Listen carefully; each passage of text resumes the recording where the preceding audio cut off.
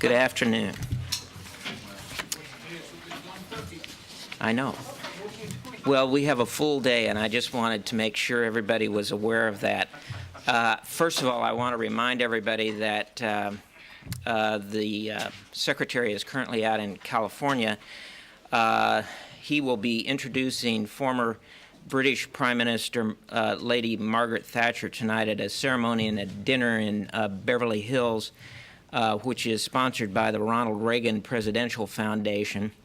Then tomorrow he's going to be delivering the 19th annual Bernard Brody Lecture at the UCLA Center for International Relations in Los Angeles. Both of those events are open to the public, and if anybody has any questions on details, please see DDI.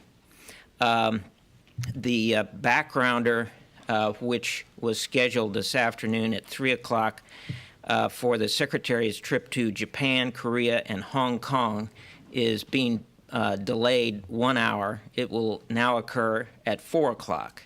In its place at 3 o'clock, we will now have a backgrounder on the subject of Kosovo. And with that, I will be happy to try and answer some of your questions. Yeah, Charlie? Mike, the backgrounder on Kosovo at 3 o'clock. Number one, why is it a backgrounder? And are we going to get some more information here than NATO and everybody else has given out on facts and figures about Kosovo? Well, we just thought it would be of interest to those of you who work in this building to get some of the views of what we have seen occurring on the ground in the last 24 hours or so, to give you an update on that. The present situation in Brussels is that the NAC is meeting, and I would anticipate that there would be a statement, a formal statement released as soon as that meeting is concluded, but I can't predict at this point exactly when that will occur. Can you characterize the state of compliance at this point, just 30 minutes before the deadline? Well, I think you've heard from others and seen in your own reporting that there's very substantial evidence of compliance. We point to roadblocks that have been taken down, heavy weapons which have been moved into cantonment areas, troops that have either moved out of Kosovo or have moved back into their garrison areas. The figures I have heard today are that about 90% of MUP reinforcements, these are the specialized police that moved into the area when the violence erupted. These, about 90% of those forces, the MUP, have been pulled out of Kosovo. So I think that the overall assessment today is that the news out of Kosovo is very good at this point. Well, when you say 90% of the MUP reinforcements, the special police reinforcement, you're talking about above and beyond the police that are already there. How many of the military uniformed police are still in Kosovo? The ones that were there before this? Well, Jamie, there are substantial numbers of police who are still there, and under the agreement, they are permitted to be there. I won't get into the numbers right now, but both uniformed military people and these special police forces are still present there, but their numbers, as I say, are substantially reduced, or they have moved back into garrison at this point. You talked about the special police forces. How about the uniformed military? How far? Uniformed military, the assessment that I have seen is that they are in compliance at this point. They are in compliance at this point. And we keep asking about radar, anti-aircraft, missile batteries, and all of that. Do you have anything further to report on not so much whether or not they have painted one of our aircraft, but whether or not they have disassembled some of them, moved them back into cantonment areas? We have seen movement back into cantonment areas. To my knowledge, we have not been, none of the flights which have been made so far have been threatened by any kind of missile defense batteries. Seeing missile defense batteries moved from where they were out in the field back into cantonment areas. Into cantonment areas, and keep in mind that the requirement here is that the radars associated with these missile batteries have to be essentially disconnected from the missile systems. That is the requirement. And that has taken place? Or Well, I can't give you a full assessment on that one at this point, but I can say that we have not been threatened at this point. And there have been, as you're aware, flights by both U-2 aircraft and also by the UAVs over the days since the agreement with Milosevic was reached to incorporate these reconnaissance missions into the overall verification regime, which is being established to verify compliance with the agreements that he has signed up to. What flew today, Mike? A U-2 we know flew. What else? I believe a Predator also. Okay. And did the U-2 fly a single mission on this important day, or? I can't tell you how many missions. We may be able to get into that later. How soon will it be before planes from other NATO nations join in the air verification? I can't give you an exact timetable, but I would expect it to be soon. And what's the status of the planning for the quick reaction force? Well, I would defer to NATO to give you details on that, except that, as we've said before from this podium, there is a plan for a quick reaction force. The purpose of this force will be to extract members of the verification, the ground verification component, if there is some requirement to do so. But it's taking an awfully long time. It's fine to say you have to ask your questions of NATO, but there are now observer people on the ground. There is hostile gunfire in the area. They could be trapped. Who would come and rescue them? Well, another point I would make is that the observers who are there now, these are the Kosovo Diplomatic Observers mission, which is presently at work in Kosovo, providing a lot of the information that I just passed along to you. Those individuals are receiving very good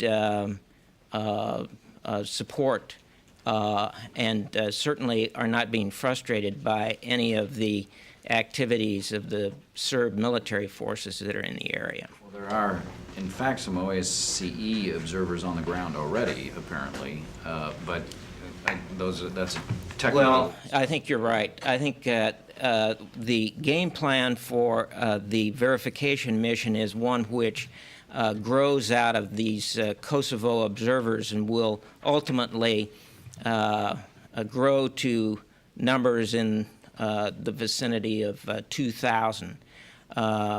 I would anticipate that, however, the first step that would be taken would be for the observer mission, the diplomatic observer mission, to double in size in the coming week, that is to say, sometime next week. From what to what? From about 150, 200 into upward numbers from there.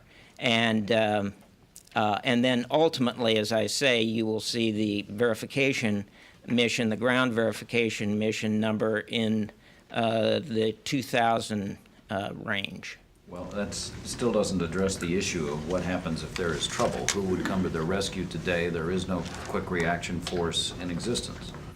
I believe that there are sufficient forces in place that NATO has at its disposal to come to the rescue. Some of those are U.S., some of them belong to other nations, but they are close at hand, and I think you're well aware of the contributions that the United States and other NATO nations have made to the effort that's underway right now, and that does include a search and rescue component. In the interim, the United States is the quick reaction force, is that what you're I saying? would say that if a situation presents itself that there needs to be some step taken, that NATO would have at its disposal the necessary forces to do so. Will the United States contribute troops to the quick reaction force? I don't think we can say at this point, I wouldn't rule it out, but I don't think that we have at this point enough detail to know the full answer on that. Mike, do you know yet how much the United States is being asked to contribute, how much it's costing? Is this money coming out of DoD budget? Do you have any figures at all yet?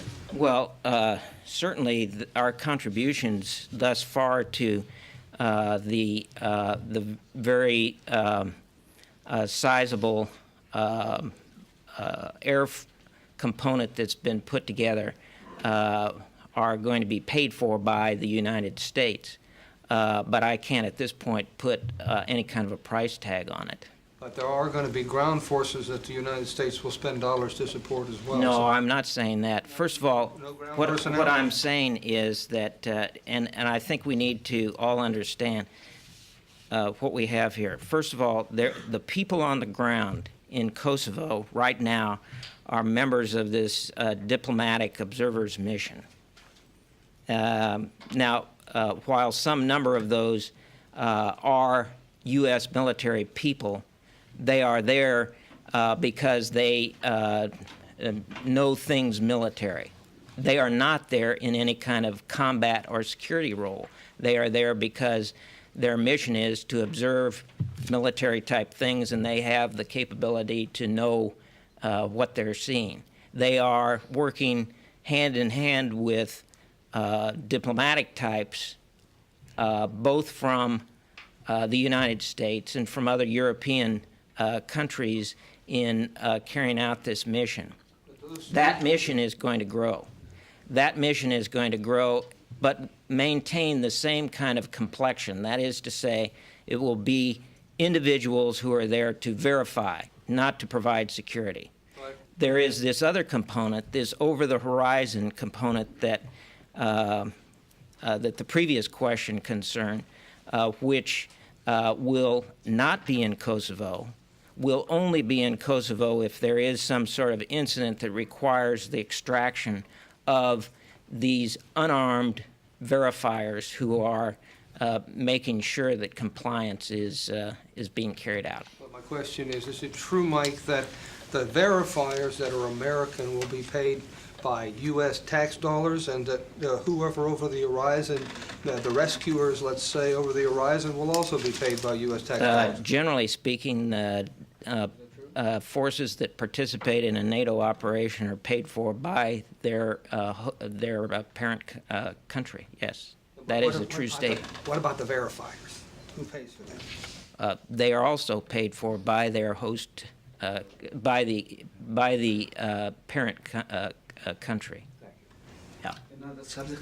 Yeah. Are we finished with Kosovo? I promise you a little more on that at this next. Is it clear yet where the over-the-horizon force would be based? I mean, there's No, but I'm sure that when NATO makes some decisions on that, they'll be in a position to announce where they intend to base it. I don't have that level of detail with me right now. Is that expected today, I think? It could come as early as today, but certainly within the next several days, it should be announced by NATO. Okay. Yes. Yes. According to American press, Cyprus has begun building a naval base. Do you consider this as a positive element for the security of the Eastern Mediterranean, since Cyprus is a strong ally and friend to the United States? Are you planning to help Cyprus from the military point of view to this effect? The report that you're referring to, we know of only by a radio report out of Cyprus. So I can't verify the validity of the report, nor can I tell you what the purpose of this base would be. I would have to refer you to the government of Cyprus if you want to get any further information on it. I'm saying it was reported today in the front page by the Wall Street Journal, saying specifically for a naval base. What I'm asking is you, do you see this as an element, a positive element from the military point of view, from the Department of Defense? What I am saying at this point is that that we don't have any confirmation that there is a naval base. What we have is a radio report, and you referred to a newspaper report, which I would guess is based on this radio report, that there is a plan for such a thing. At this point, there is not such a thing, and I have no comment on predictions that it may or may not be in the offing. Captain, senior Turkish officials recently citing DoD sources are talking about a Greek-Turkish crisis from Cyprus all the way to the Aegean, targeting each island sometime next month with the excuse of the S-300 Russian missiles. Could you please comment on that? First of all, I would say that I don't have any kind of information on that particular interpretation of things. But what I am well aware of is that that the United States is strongly opposed to Cyprus's acquisition of the S-300 air defense system because it complicates the settlement efforts and heightens tensions on the island. This tells me that the site in the Department of Defense, they're talking about, they're connecting this crisis with the arrival of the U.S. Ambassador to Greece, Mr. Nicholas Burns, in this town today. Even they are talking about the removal from the CIA, the director, George Tenet, because of the Greek origin. I would like to know, do you have anything on that? Because they are citing Department of Defense officials. This is my concern. No, as I mentioned before, I'd have to refer you to the Cypriot government for anything on the delivery of these air defense system, but that we are opposed to the acquisition of the S-300 air defense system because it will complicate settlement issues and it raises tensions on the island. Mike, there's a report out there that SecDef is going to be subpoenaed by the Office of the Independent Counsel in regards to the matter of the leak of Linda Tripp's personal file from this building. Do you have any comment? I have, the only comment I would make is I would want you to talk to the Office of the Independent Counsel. Can you say whether he's been subpoenaed to date? First of all, I will tell you that I would never have any kind of comment on subpoenas that are made to individuals in cases like this. If the independent counsel wants to comment, I'm sure they will. Can you give us an estimate of the ongoing IG investigation into that matter of the file which was leaked? It is still ongoing. Can you confirm that there will be joint naval exercises in the Eastern Mediterranean Sea between the U.S., Turkey, and Israel from the end of November to... Well, we've talked about that before. We did one of these, it was a search and rescue humanitarian exercise some time ago. We are aware that there are plans for another such exercise. The last time I checked on this, there had not been an actual planning meeting, so at that time I was not able to confirm any kind of dates, and I don't have anything with me that would indicate that has changed. Will be another edition of the Reliant Mermaid exercises. Well, that was what the last one was, and my guess is that that's what's in mind this time. It was a search and rescue, kind of a humanitarian exercise. Thank you. We'll reconvene at 3 o'clock for the next installment.